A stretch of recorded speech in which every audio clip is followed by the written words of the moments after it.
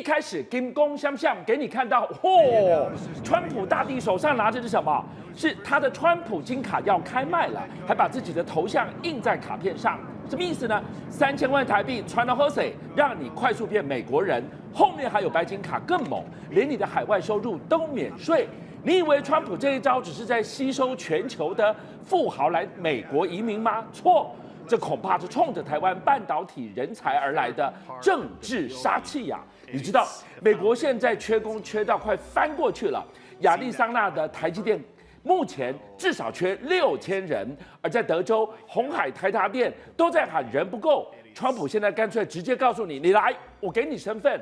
谁不心动呢？美国不只要台积电的厂，更要掏空台湾的脑吗？这张印着川普头像的金卡，当心会不会是掏空人才的加速器？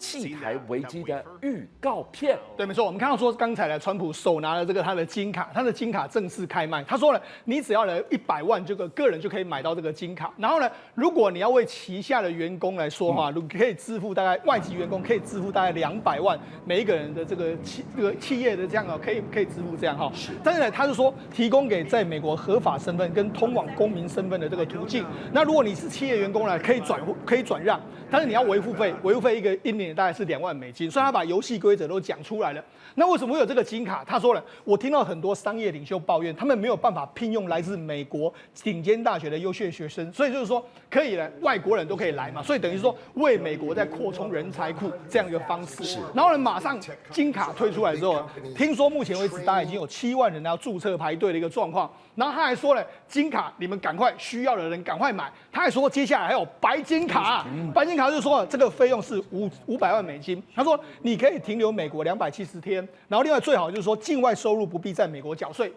所以等于是说，你可以拥有白金卡，你可以居住在美国这样一个类似绿卡这样的状况。然后他还说，我这个不确定什么时候还要再涨价，所以你要的话赶快来登记。所以你看，他这个目的是什么？当然是吸引更多的这个所谓在外面不论是有钱或者有才能的人到美国来嘛。那为什么这样说呢？事实上，川普这一套是有他的组合拳的。譬如说，川普在12月8号说什么啊？他提到全球半导体的布局，他说：“哎，你看台湾晶片正移动到美国去。”然后他说，美国很快会拿回40%到50%的这个晶片市场，他非常乐观。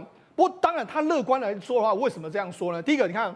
因为台积电还有其他的晶片公司陆陆续续把这个凤凰城当成是一个重要据点嘛，对，所以他们投资这个非常非常热哈，对。然后他说未来4年当地将要新产出大概约莫11.5万个半导体产业的相关工作，大家记得11.5万，哇，这个非常非常多哈。那但是问题是美国有那么多人吗？我先跟大家看一下。过去3年，美国社区大学跟半导体生产直接相关的这个学生人数增加了1倍，是哇，增加1倍，那就很多人呐，好多人啊！哎，问题是增加1倍也才964个人呐，这个11.5万跟960，这差太多嘛。所以你要台积电砸钱盖厂容易，对，问题是你的脑袋在哪里？你人不够厂，对啊，就只是空间没办法运作啊，对你只有这样子没办法。所以好，那我们再干。目前为止还有4400名的学生正在攻读这个工程学，还有这个副学士的这个学位，目前为止增加1.6倍，但是也才只有4400啊，这还非常多人啊，对不对？然后好，我们就跟他讲，你看他这样加起来的话，了不起，提供你5000个工作机会，那11.5万也只有后面没有零头都不够，还有11万的差距。所以你看，川普现在意识到为什么他跟中国可能这个部分会差很多。我们给大家看一下。中国2020年 STEM 就包括说像这个理工科系的，就包括科学啦、数学啦，还有包括说像工程学相关的人士，对，毕业生有357万，那美国只有82万，所以你看这个怎么比呀？对，所以换句话说，你这个是人才力、脑力的战争，人才多你4倍。是，今天好，台积电听你的话，我们去。拉线，我们拉产线出来。你没有工程师，你根本没办法 work。对，没错。好，所以呢，它事实上目前为止有另外一个这个巧门啊。好，我们跟大家讲一下，台积电呢位于在凤凰城的这个首座晶圆厂，在去年投产，是那聘用了3000名的员工，对不对？然后到2030年的第三座晶圆厂要投产的时候，将有6000名员工。好，6000名员工，现在台积电的方法是这样，他在这个当地当然能够聘请当地人就尽量聘请。对，另外一方式是用所谓 E2 签证，E2 签证就是像台湾人工作签，我们过去，但是这个 E2 签证呢没有错，你可以拿这个签证，但是它有个问题，就是说你呢不能够任意跳槽，所以你等于是如果我是拿台积电的 E2 签证，那你就待下来啦，你就帮台积电的美国厂工作啊。但是问题是这个有一个就卡关了，有些人就不愿意去，他可能未来想要跳职的时候他就不能够这样，所以这个还是有相关的这个限制在这个地方。所以也就是说，你真的是台湾过去的人才，问题是如果他真的要离开台积电，他不能够再留在美国啦。所以更深层的阴谋是，我今天透过台积电发工作签给你，把你台湾最聪明的工程师拉过来之后。如果你想跳 Intel， 对，那才是我嫡系的大阿哥。对，这个时候他就没办法了，所以他现在发了金卡，对，让你人才可以在美国流动。对，所以金卡用意在这边嘛。你当时拿了台积电，接得起林宅，徐俊相是台积电的人才，好，那 Intel 就用金卡把它挖过来嘛，用这样的方式嘛。所以我来说，这个人才流动来说是川普要的一个状况。好，另外我跟他讲。世界经济论坛呢，他就报告，他说目前为止，美国的制造业还有40万个职缺，尤其是川普说，我们今年已经吸引了18兆美金，哇，他每次都要降18兆美金来美国投资，为了非常多的工作机会啊。他说未来10年呢，因为婴儿潮慢慢退休的话，这个缺口会来到190万这么多人啊，所以你知道美国劳工局估计说，2023年呢，在2033年呢，美国将额外需要100万个这个 STEM， 就是我们刚才讲的专业人才啊，那些理工数学相关的人才哈。那没有啊，那怎么办？只好从外面来挖，这就是美国目前为止川普他的想法。好，导播，我们回来看到这一行数字，这非常重要。他说，美国很快会拿回50%的晶片制造的市场，50%，那剩下的50%还在台湾，那是他心里最大的噩梦。为什么？面对共军现在的步步进逼，川普有多大的把握？所以要加速发金卡。把你的供应链给夹过来，对，把你的台湾人才给夹过来，人在这里，晶圆制造在这里，我就不用再担心你的58啦。对，没错，他当然是希望说晶片业外移到美国越多越好哈。为什么这样说呢？因为第一个，目前为止来说，美国在讨论说，中国犯台的这个可能性。好，所以《纽约时报》有披露一个这个美国国防部的机密报告，叫强者简报哈，它里面有部分细节。他说，解放军这几年一直在发展所谓超高音速的这个飞弹，对。那这个飞弹来说，已经大概有600枚左右。那600枚来说的话，这个就当然目标就是打击，你要防拒拒止跟介入嘛，对。